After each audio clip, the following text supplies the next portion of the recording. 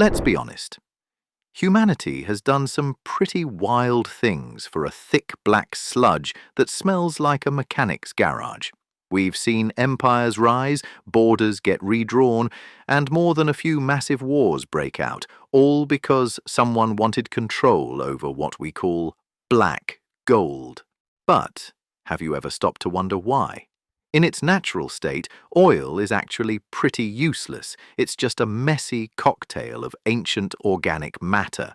So, how did this useless goo become the most fought-over substance on the planet? The secret isn't in the ground. It's in the refinery. This is QC Project. Simple things. Today, we're going to peel back the curtain on how we turn this prehistoric sludge into the fuel that powers your morning commute and the plastic in your phone.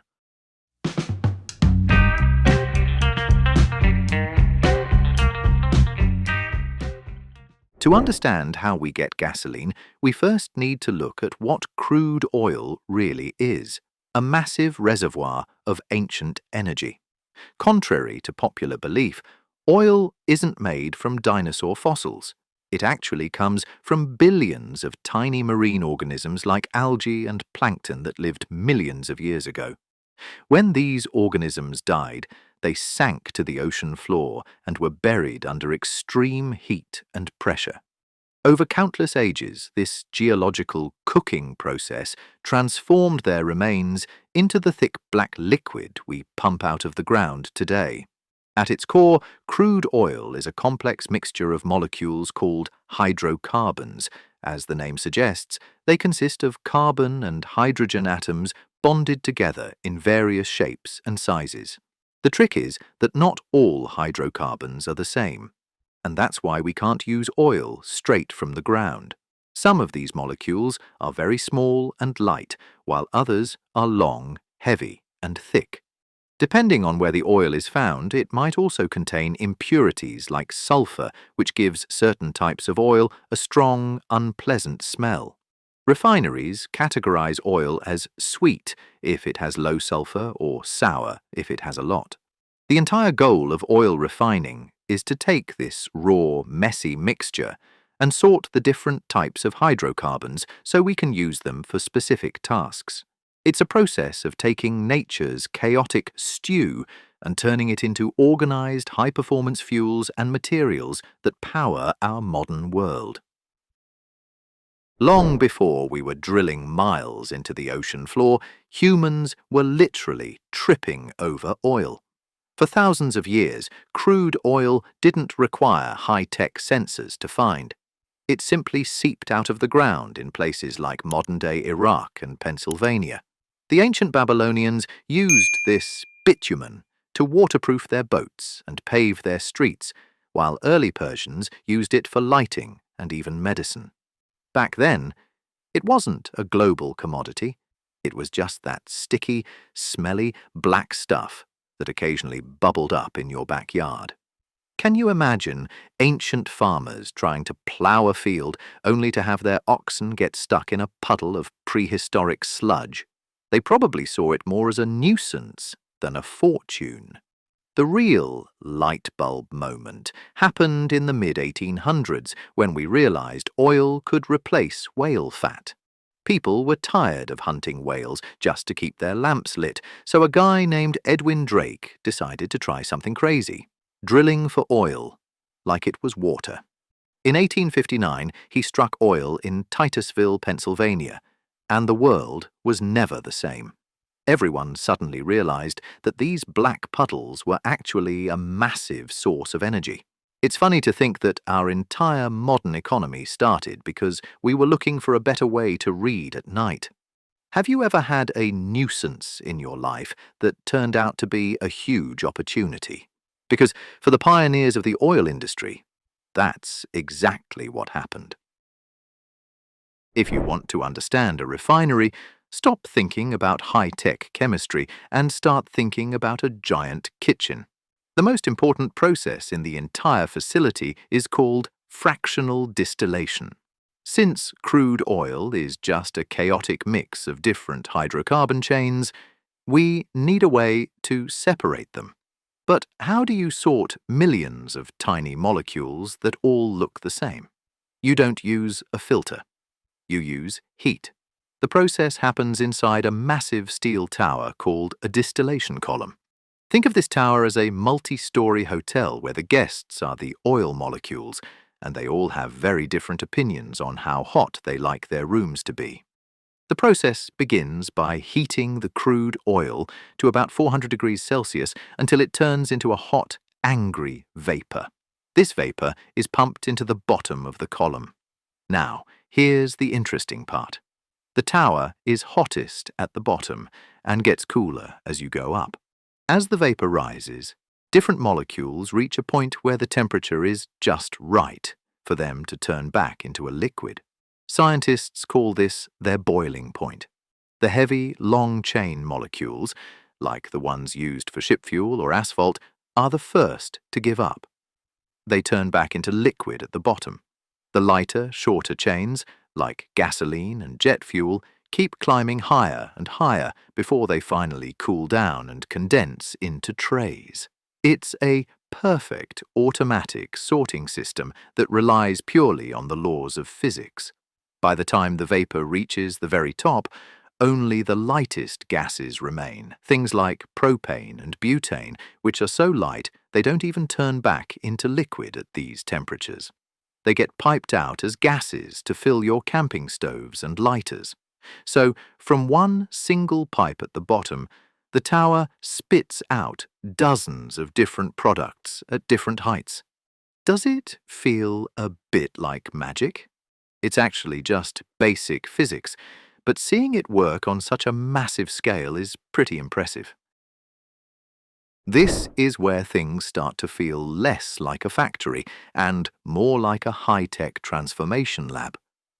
Once crude oil has been separated inside the massive tower we just talked about, you can't just clean up and call it a day. Why? Because at this point, a lot of what you have still isn't very useful. Imagine a chef who has just sorted ingredients into piles of flour, eggs, and sugar. Sure, you've got the components, but no one wants to eat a bowl of plain flour for dinner. You still need to cook, mix, and refine those ingredients into something people actually want. In the world of oil refining, that means taking those raw ingredients and putting them through a serious overhaul so they can power your car's engine. The most important step is called cracking. Since heavy oil molecules are too large to burn efficiently in a car engine, we use high heat and catalysts to break these long carbon chains into smaller ones.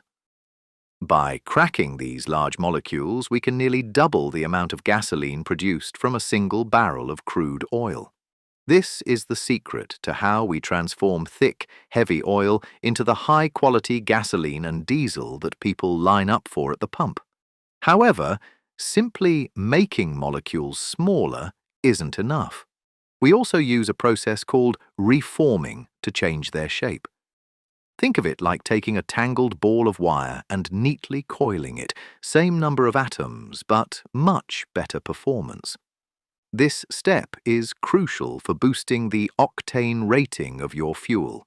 In simple terms, it helps prevent those annoying knocking sounds when your engine accelerates. Before the fuel can leave the refinery, it must be cleaned through a process called treating. Crude oil naturally contains sulfur, which can produce toxic gases when burned and corrode engine parts. Refineries use hydrogen to remove this sulfur and other impurities like nitrogen. The result is ultra-low sulfur fuel that's much safer for the environment. And finally, everything comes together in the blending phase. This is where the refinery acts like a master mixologist. Different refined components are combined in precise ratios to create the products we use every day, like gasoline, jet fuel, or winter-grade diesel. It's like following the perfect recipe. The right balance determines how smoothly your engine runs, how cleanly the fuel burns, and how many miles you get per gallon. Several common misconceptions about oil can make it hard to understand how the industry actually works. The most widespread myth is the idea of underground oil pools. Many people imagine oil sitting in large open caves beneath the Earth's surface. In reality, oil is held inside the microscopic pores of sedimentary rock, much like how water is held within a sponge. To extract it, engineers must use pressure to force the oil out of these solid rock layers. Another misunderstanding is the timescale of oil formation. While the Earth continues to create oil through geological processes, it takes millions of years. For all practical purposes in human history, oil is a finite, non-renewable resource that cannot be replaced once it is extracted.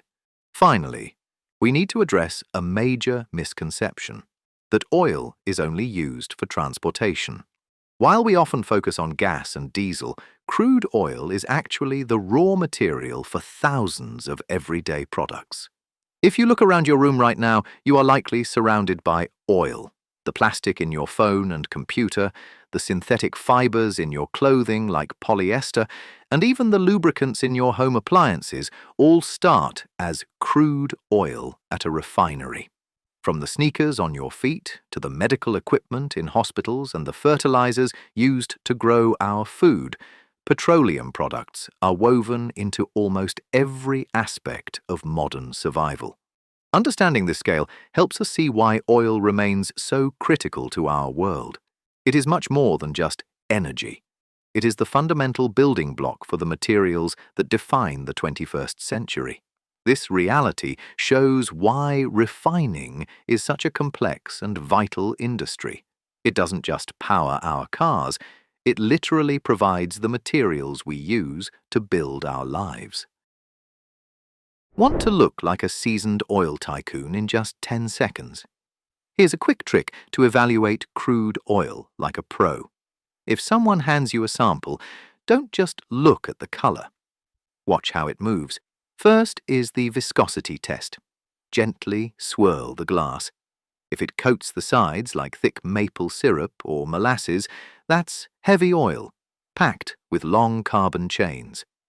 If it splashes around like water or weak tea, it's light oil, which is much easier and cheaper to turn into gasoline.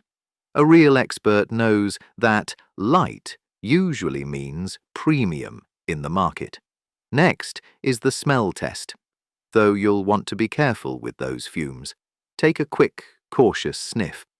If it smells relatively mild or slightly sweet, it's likely sweet crude, meaning it contains very little sulfur.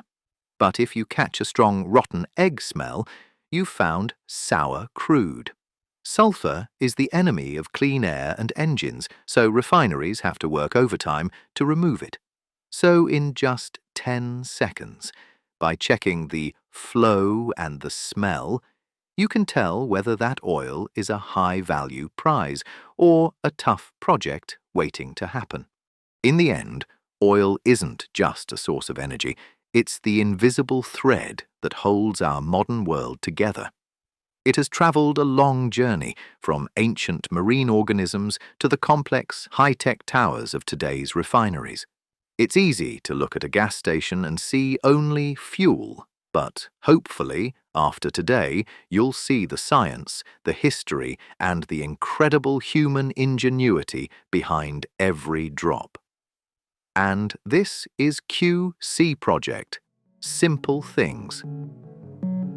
Subscribe and turn on notifications so you don't miss the simple things in everyday life. Because what you see is never the whole story. There's always something deeper beneath the surface. See you in the next one.